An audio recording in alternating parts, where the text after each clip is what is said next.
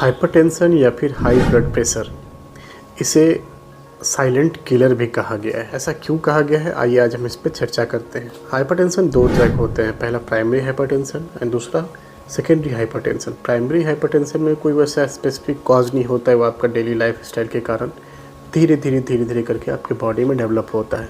लेकिन secondary hypertension जो है, आपको अगर किसी तरह का कोई बॉडी में डिजीज़ है, लाइक किडनी डिजीज़ है, कोई थायराइड का प्रॉब्लम है, या फिर आप कोई मेडिकेशन ले रहे हैं, कोई लंबे समय से दवाई खा रहे हैं, तो उस कारण से सेकेंडरी हाइपरटेंशन बॉडी में डेवलप होता है। एक्चुअली में सिंपल भाषा में बोले तो हाइपरटेंशन का मतलब होता है कि आपके आर्टरीज़ में, यानी कि आपकी धमनियों में जो ब्लड का फ्लो है, यानी कि जो ब्लड पास होने का जो रफ्तार है वो ज़्यादा हो जाता है, जिस कारण हम उसे हाइपरटेंशन बोलते हैं। अगर वही ब्लड का फ्लो जो है कम हो जाए तो उस कंडीशन को हम लोग हाइपोटेंशन बोलते हैं।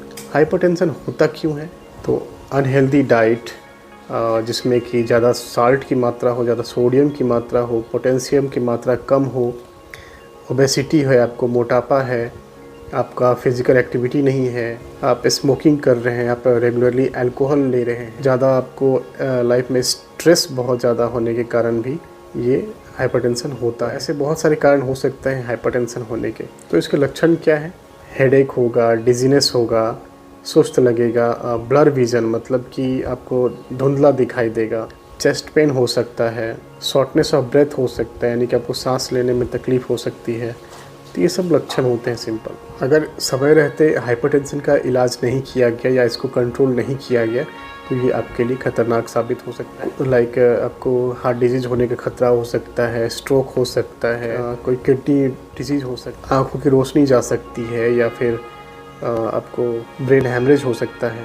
तो इससे बचने के लिए हम लोग क्या करें, तो एक हेल्दी डाइट अपनाएं जिसमें सोडियम की मात्रा कम हो, सॉल्ट की मात्रा कम हो, आप रेगुलर एक्सरसाइज करिए, ओबेसिटी को कम करिए, आपके हाइट और एज के हिसाब से जो आपका वेट है उस वेट को मेंटेन करिए, ज़्यादा स्ट्रेस न लें, अल्कोहल कंज्यूम ना करें, स्मोकिंग से दूर रहें। इन सब चीज़ों को करके आप हाइपरटेंशन को बहुत अच्छे से मैनेज कर सकते हैं।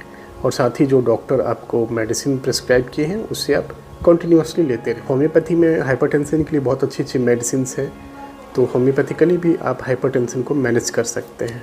तो इसके लिए आप एक अच्छे होम्योपैथिक डॉक्टर से ज़रूर संपर्क करें।